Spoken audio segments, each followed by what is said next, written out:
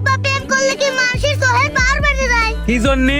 আমি যে মেয়ের সাথে প্রেম করি ওর ভাই আসবে লাগে 1 কিলোমিটার দূরে থেকেও দেখতে পারে।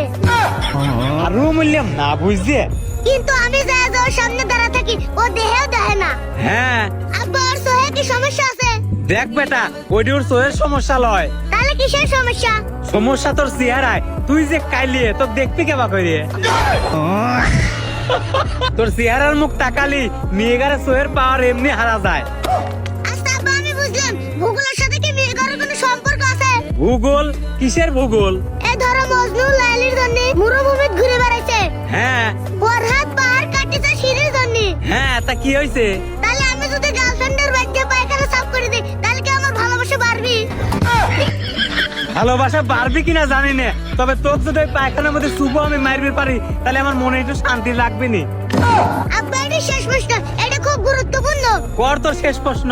আব্বা বিজ্ঞানীরা কয় বাংলাদেশে অবিকর্ষ বল আছে। খালি বাংলাদেশে লয়, সারা পৃথিবীতে আছে।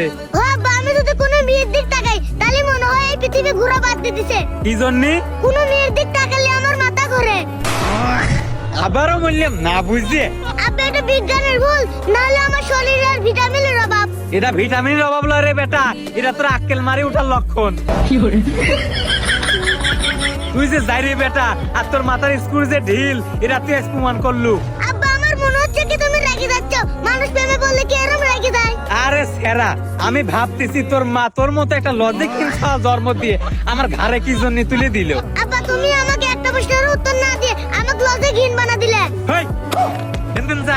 আব্বা আমি হেল থেকে চলে গেলে আমার মতন কালে মাসে কে পছন্দ করবে না? আরে করবি নি, তাও তুই এনদিন যা, তোর পায়ে ধরি। আব্বা তুমি অবশ্য মা অবশ্য আমি কালে কে? তুই এনদিন গেছু।